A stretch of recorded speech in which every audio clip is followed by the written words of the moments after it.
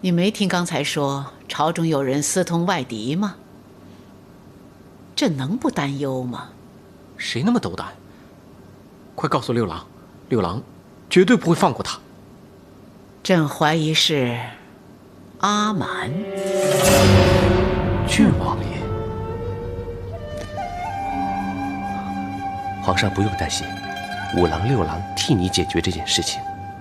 不过如今朕还没有真凭实据。李隆基只不过是个纨绔子弟，竟敢图谋不轨。六郎定会查出实证，将他正法。朕就指望你们两个宝贝儿了啊！皇上，我们这就去办。微臣告退。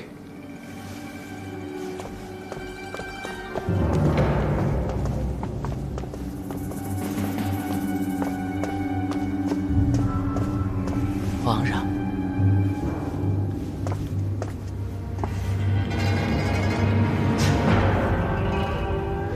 请。是。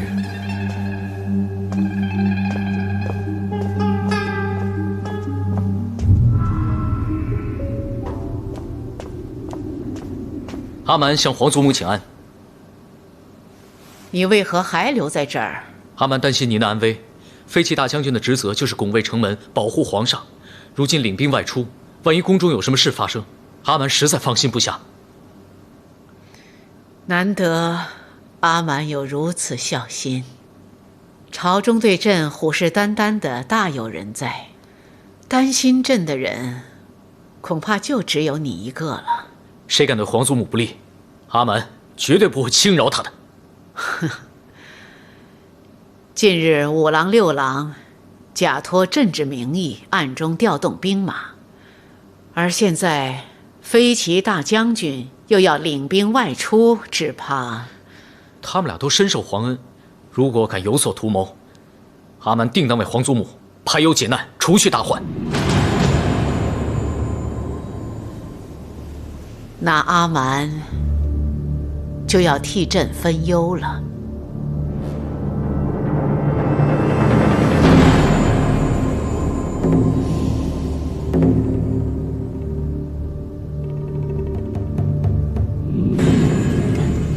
五哥，其实要对付一个李隆基，又何须什么计策？我们随便找个人来顶正他，通番脉搏，斩他就是了。难道你以为杀一个人，皇上会手软吗？只不过皇上对李家的人多加眷顾罢了。只要我们抓到把柄，皇上肯定会下手。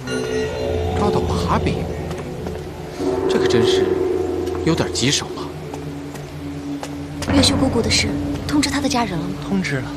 鲁公公说他的家人就住在京城附近，这2天应该进宫领回姑姑的遗物了。可惜他们连姑姑最后一面都见不到。不见更好，省得他们看见姑姑被杀，会更伤心的。都是那个林子郡王害死了姑姑。哎，不要乱说话啊，会惹祸的。说不说还不是都一样？只要有郡王爷这种佞臣助纣为虐，就算是坐在家里，祸事也会找上门的。你少说2句吧。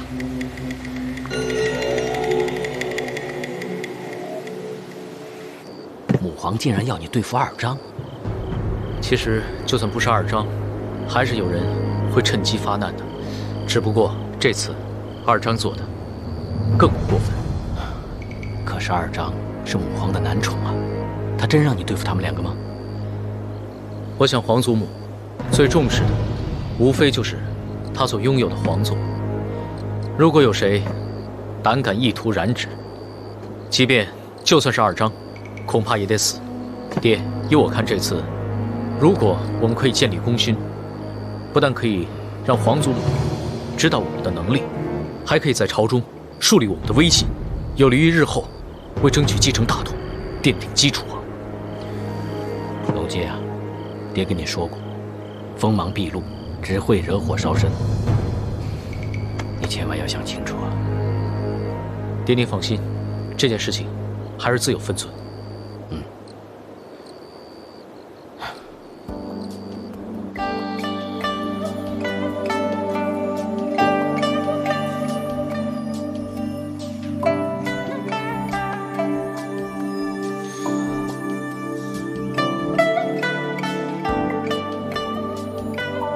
郡王爷，请。请。好。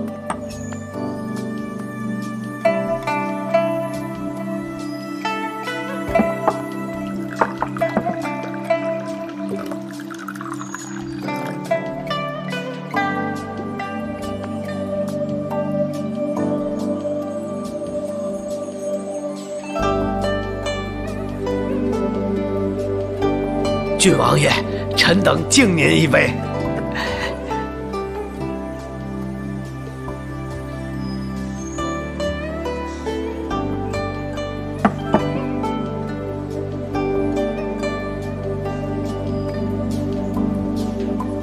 停。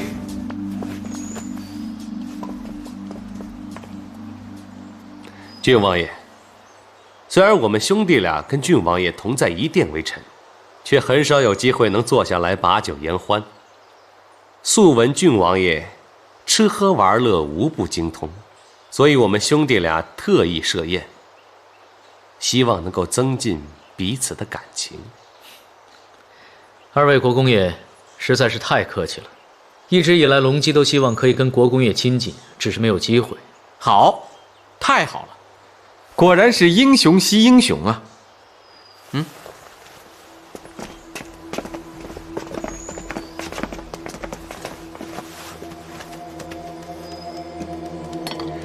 这些歌姬都是我府上千挑万选出来的，就当做是我们兄弟二人给郡王爷的见面礼吧。二位国公爷客气了，如此厚礼，足见盛情。不过君子不夺人所好，国公爷的好意，小王心领了。郡王爷，你见外了，区区几个歌姬，又怎么算是厚礼？如果郡王爷如此的推辞，未免也太不给我们兄弟俩面子了吧？国公爷言重了，自古英雄难过美人关，小王又怎么会例外呢？只是家父教导实在严厉，即便在外面花天酒地，也不可以在家中任意妄为。二位国公爷，还请恕小王无礼了。原来如此，项王果然甚有家教。你们都退下吧。是。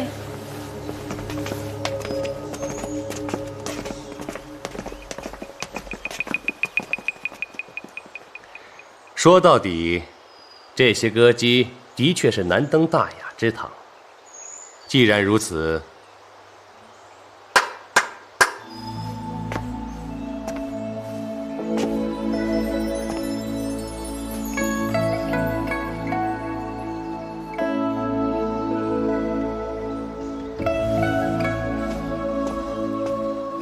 奴婢参见两位国公，参见郡王爷。免了。这个婢女机灵乖巧，善解人意。听说郡王爷要留在宫中为皇上祈福，所以这段时间就让她来侍候你吧。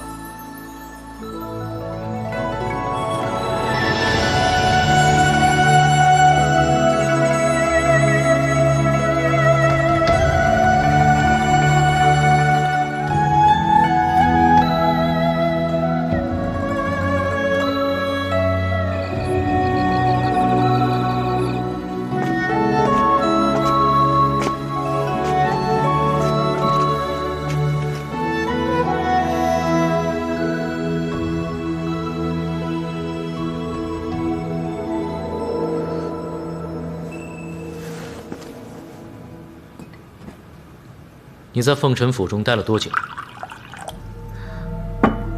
回郡王爷，奴婢也没有待多久。那你之前待在何处？又怎么会追随两位国公的呢？回郡王爷，奴婢之前在上宫局当差，后来被两位国公爷调到凤臣府服侍他们。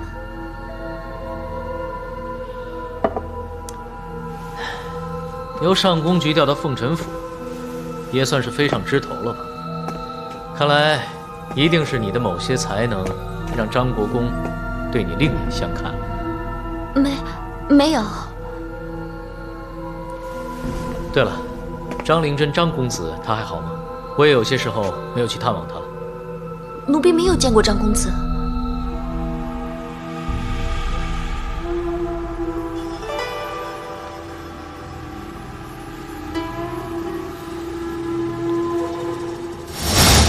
你好大的胆子，胆敢公然非议王公国戚，还说临淄郡王是佞臣，你可知罪？奴婢知罪，奴婢无意非议郡王爷，只是……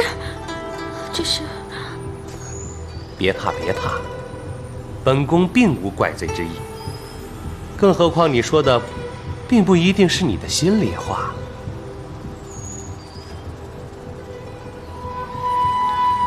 起来。如果你能证明郡王爷是乱臣，不但没有罪，反而有功。证明？如何证明？只要你好好的替我们监视郡王爷，把他的一举一动，通通都告诉我们俩就可以了。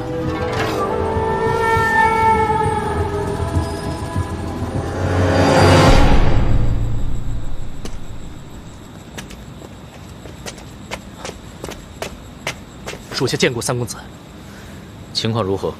属下一直暗中监视二张，发现他们正暗中调兵遣将。难道他们当真想兴兵造反吗？属下还偷听到，他们明晚会聚众东郊，相信定有所图。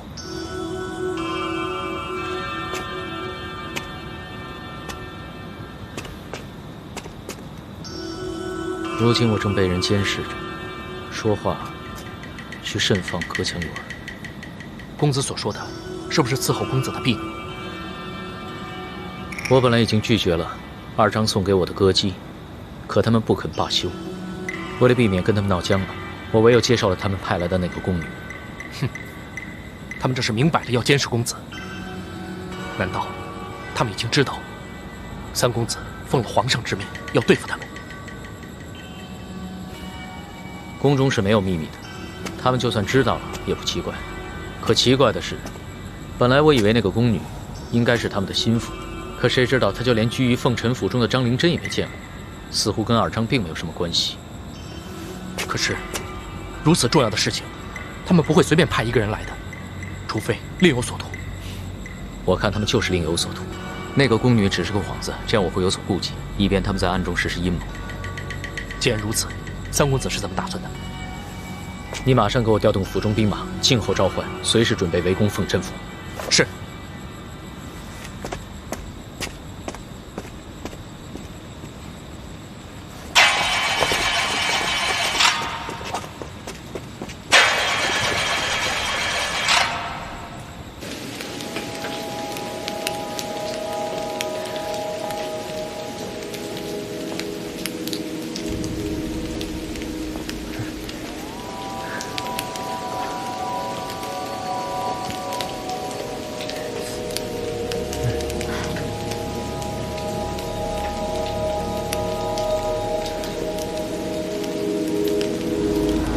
莫凡，小马，你怎么会在这里啊？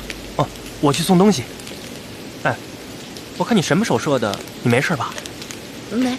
没什么。我是要赶去凤臣府。对了，你要去哪里啊？我啊，哦对，月秀姑姑的妹妹已经进宫了，鲁公公命我把姑姑的遗物给她。她的家人来了，在哪里啊？她去拜祭月秀姑姑了。恭喜！哎。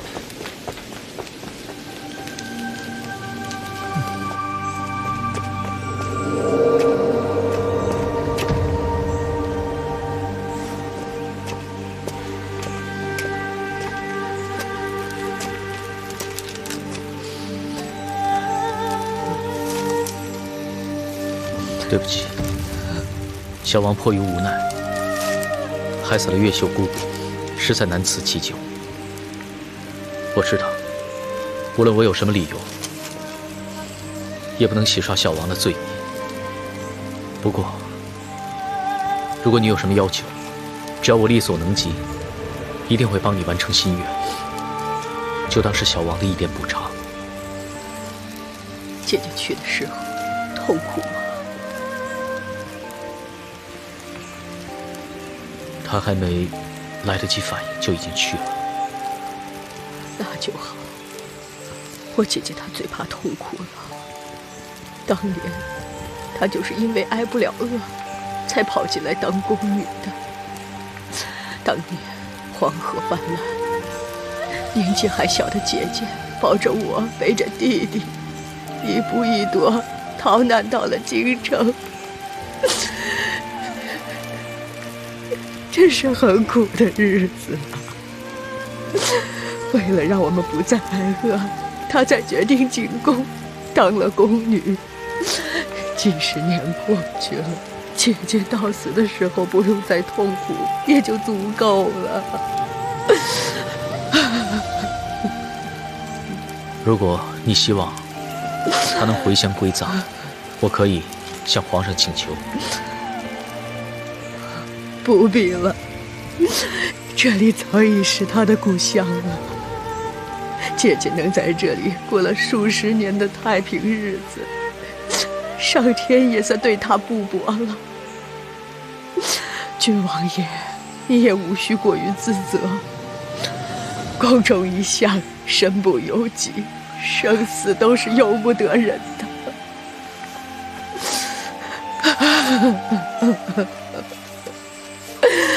小王打听过，月秀姑姑最大的心愿就是让你和弟弟落叶归根，安享晚年。小王已经给你们在家乡买了一块地，吩咐人要平安送你回乡，这也算是为月秀姑姑完成了心愿。拿着吧。姐姐。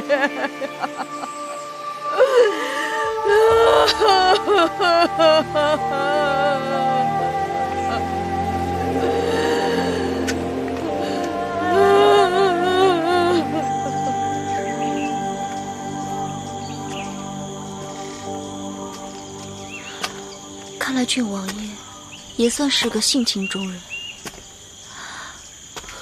可是国公爷那边……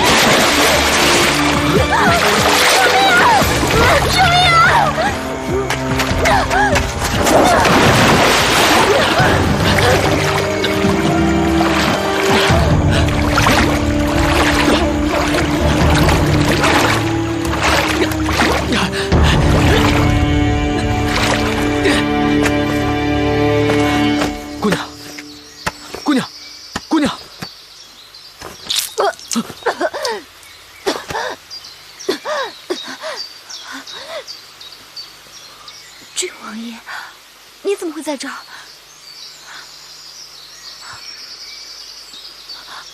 是你救了奴婢？这是哪里啊？看来我们已经被河水冲到城外去了。那我们要如何回去啊？既然已经出了城，又何必回去呢？倒不如在外面逍遥自在。不行，我妹妹还在宫中，我一定要回去的。你不是还要赶回凤臣府复命吗？对，是国公爷让奴婢监视郡王爷的。虽然是皇上下的命令，但毕竟是郡王爷害死了月秀姑姑。我对你不无怨恨，所以国公爷让奴婢监视郡王爷，我就没有拒绝。那你为什么要告诉我这些？其实国公爷的心思郡王爷不会不知道，所以奴婢也就不必隐瞒什么。奴婢觉得，就算告诉了郡王爷，也没什么大不了的。那他们想让你拿到什么证据？国公爷说了，我在郡王爷身边待过，拿不到证据也没有关系。他日皇上要是问起，奴婢只要按照国公爷的交代说了就可以了。原来他们是这样栽赃嫁祸我的。什么栽赃嫁祸？他们当然是发觉本王有问题，才会暗中派人监视。至于是什么问题，随便找一些证据就是了。可是你可以否认呢。那个时候，恐怕本王早就已经死了，死无对证，又有谁可以反驳呢？他们想杀郡王爷你。我们还是回去吧。可是我们现在在哪里都不知道，我们要如何回去啊？腿不是没事吗？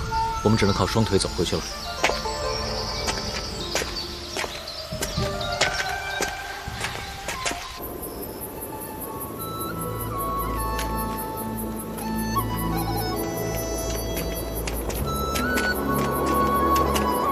你没事吧？没事。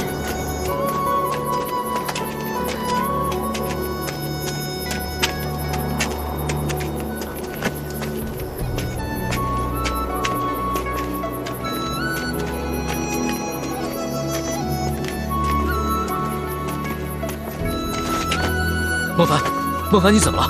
孟凡，孟凡，孟凡，孟凡，坚持住！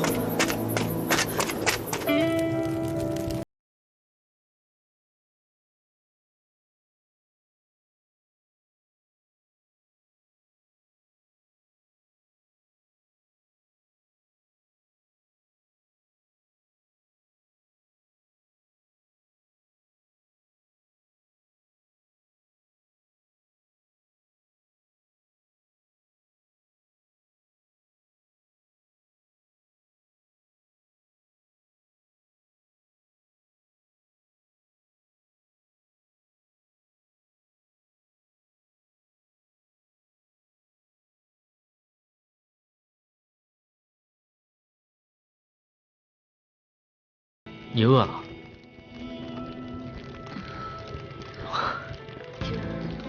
不过这里什么也没有，恐怕在这里很难找到什么吃的东西。没事的，奴婢应该可以挺过去的。不过饿着肚子终究不是办法，我出去看看有没有什么可以吃的东西。你在这里等我，好吗？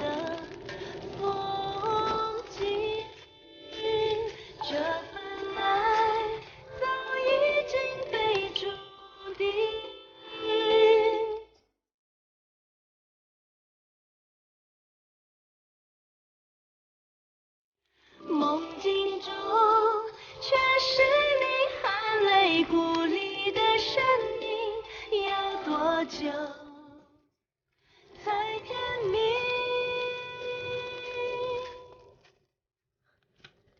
你猜我找到什么吃的东西了？这个能吃吧？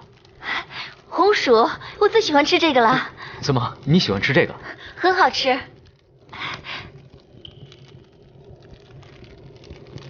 郡王爷，不好意思，让你……想不到我堂堂一个郡王爷，竟然要到地里挖红薯。好了，不说这个了，快吃吧。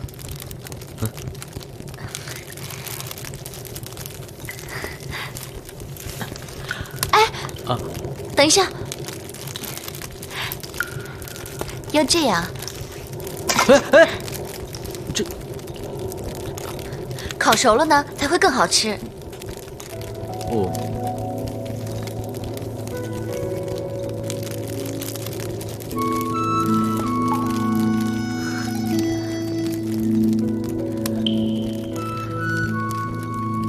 为什么这样看我？郡王爷跟那天晚上好像不太一样。还在想那天晚上的事啊？自从上次见到月秀的妹妹，我就能感受到那份痛苦。虽然我并不想为自己辩解，但是当晚就算我抗旨，也救不了任何人。这就是我们的命运。我只希望你能够明白这一点，好好的活下去，才能改变你的命运。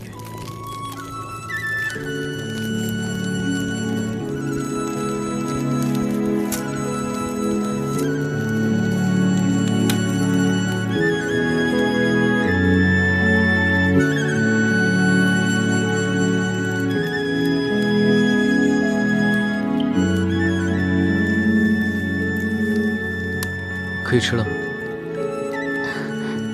再等一下。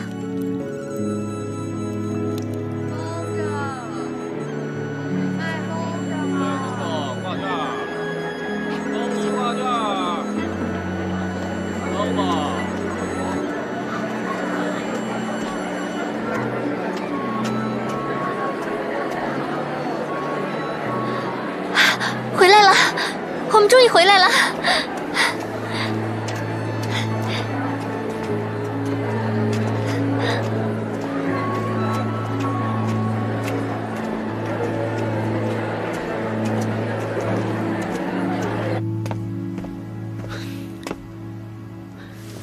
本王不是已经吩咐过，尚未证实那个人就是孟凡之前，不得对他动手，以免滥杀无辜。你差点就错杀一个好人。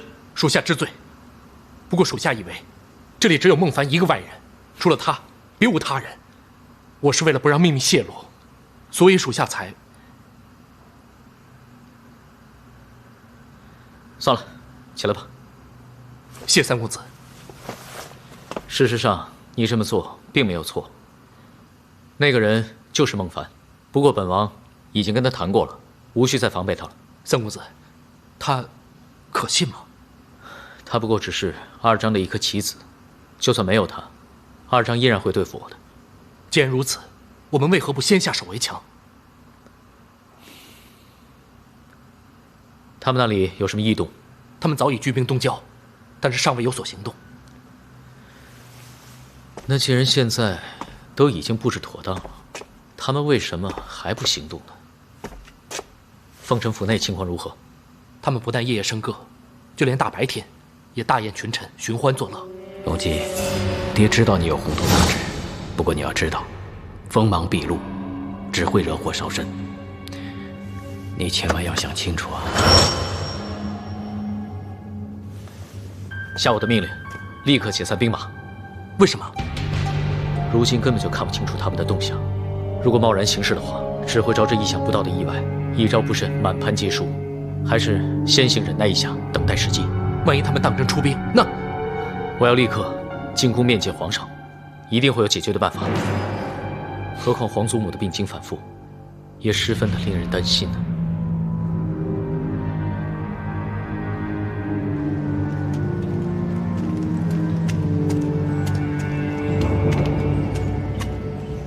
究竟李隆基什么时候才会动手啊？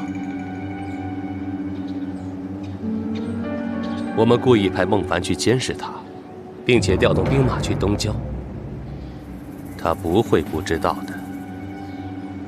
俗话说，先下手为强。他应该有所行动才对呀。就是嘛，无论东郊城还是凤臣府，无论他攻打哪里，都会有必胜的把握。可偏偏他就是没有行动，真气人。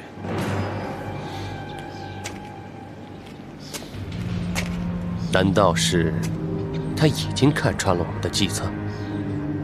不可能啊！他怎么知道我们大宴群臣，就是为了让他围攻凤臣府的时候，诬告他造反，一举歼灭他？胡哥，我看我们还是先行动吧，免得夜长梦多。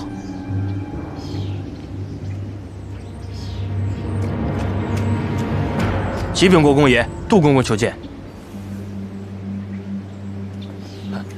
陆公公。哦，二位国公，皇上要召见我们。老奴是奉皇上的口谕，临淄郡王通敌谋反一事，纯属子虚乌有，着令二位国公不须对郡王有任何举动。这怎么会这样？我要进宫见皇上。皇上与王爷正在相聚，二位国公要见皇上，依老奴看，还是先稍等一会儿。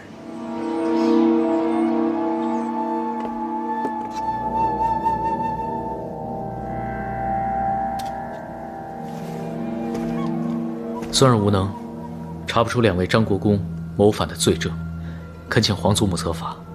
调查二张之事是何等重大，你还可以为朕求观音，祈求上天为朕祈福。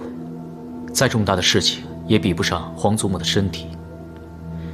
为避免2位国公作乱，孙儿提议这事情还是让皇姑来处理。令月，皇姑聪明，而且行事果断，应付2位国公应该。不必了，朕已经查清楚了，他们只是怕朕调了10万兵马出城，宫中兵力空虚，所以才会私下调动兵马，以防万一。可是阿蛮，你虽然有这份诚意，但做大事就不可以有妇人之仁了。皇祖母，孙儿谨遵教诲。退下。那孙儿就先告退了。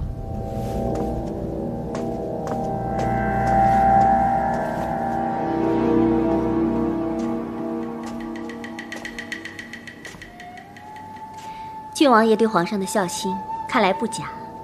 他向来重情重义，这是阿蛮的优点，也是他的缺点。皇上对郡王爷的才智能力有所顾忌，所以才设局试探。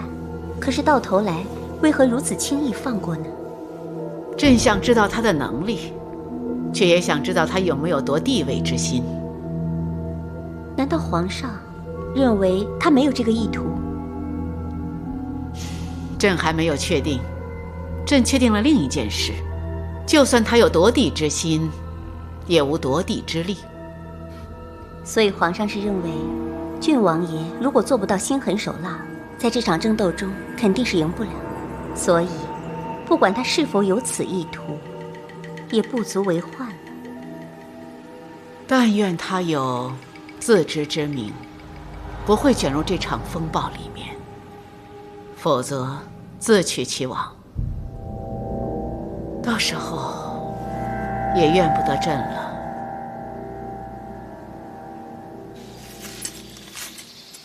蒙聂，先把这2筐拿到那边去吧。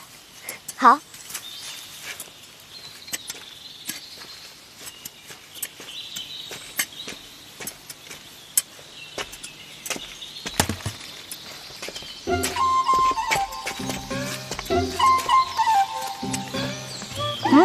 葡萄真甜。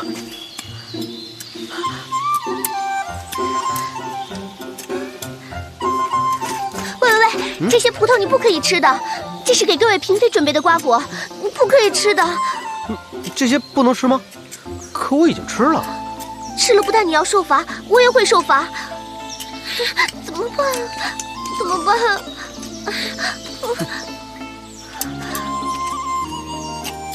你还是先走吧。你不是说吃了这些瓜果会受罚的吗？如果我走了，别人发现这些瓜果少了，你怎么办？你又不知道他们是不能吃的，怎么能怪你呢？要怪，只怪我没有把瓜果看好。有什么事，我一个人承担。你快走吧。快走啊！哎呀，快走啊！一会儿被人看见不得了了。快走！真是一个笨得可以的丫头。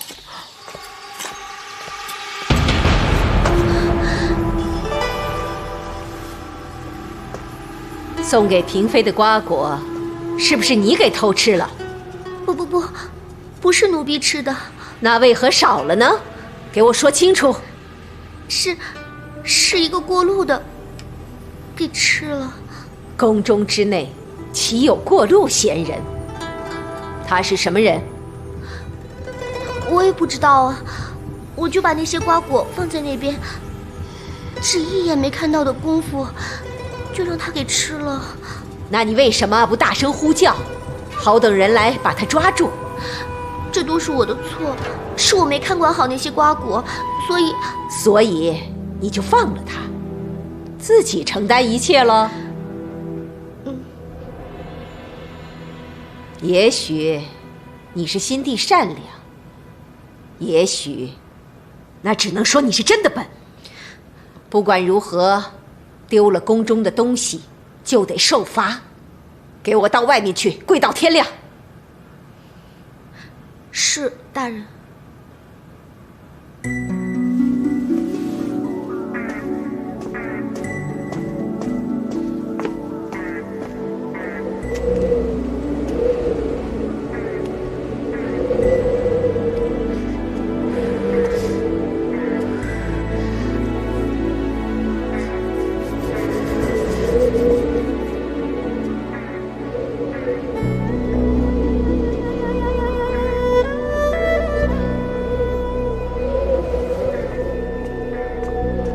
雪儿姐姐，小凡，你要回去休息吗？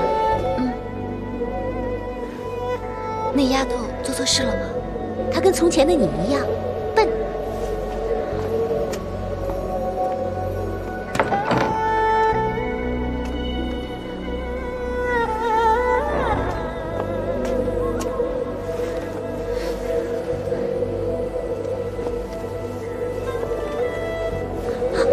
小凡姐，不可以的，我是被雷上寝罚跪在这里的。如果让人家看见你跟我在一起，没关系的。那雷上寝呢？他只是罚你跪，他又没罚你挨斗。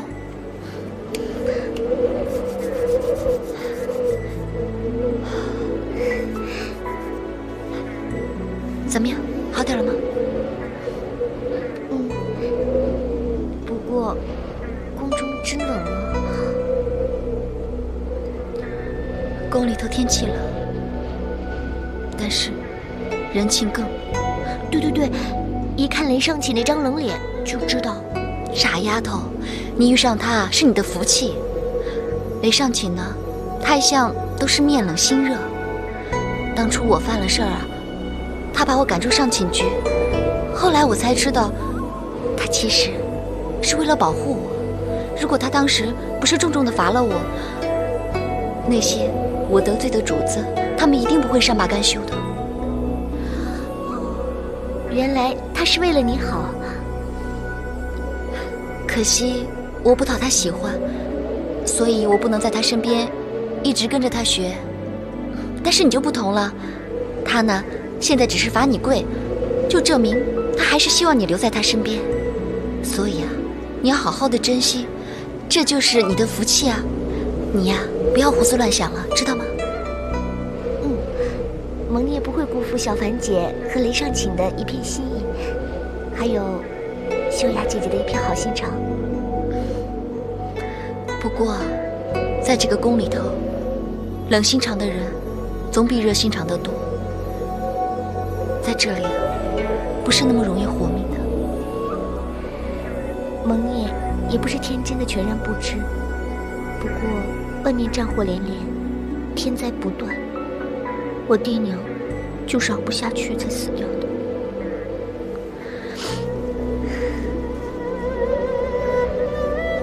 如果我是天上的星星或月亮，该多好！那样，我就谁也不用怕，我可以俯视众生，而众生却要仰望着我。我曾经答应过爹娘，一定要活着，而这里是唯一让我活下去的地方，我一定要在这里活下去。只怕活命之地也是葬身之所。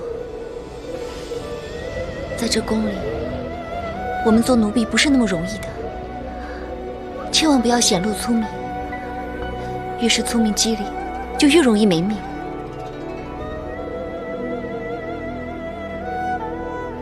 不过如果我死在这里，我也不要葬在这里，为什么？这里太冷清了，又没有亲人，就算我死了，也不会有人来祭拜我。我宁愿回乡归葬，常伴我爹娘墓旁。傻丫头。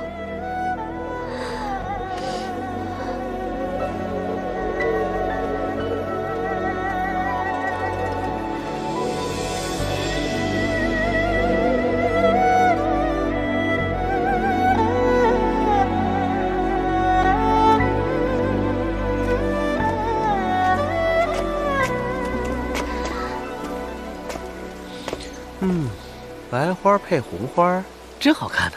喂，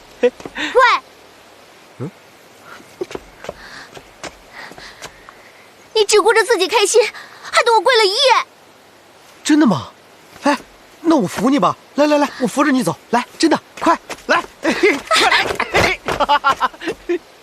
你，哎，原来我只认为你是个笨猪，没想到你比猪还笨。你这恶人，明明是你害我受罚，现在竟然来辱骂我，混蛋！我是混蛋，可你是笨蛋，而且还是被我这个混蛋耍得团团转的笨蛋。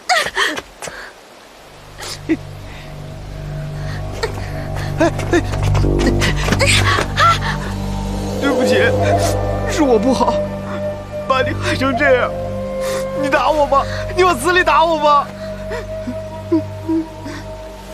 好了，你别哭了，只要你以后答应不再欺负我，我会原谅你的。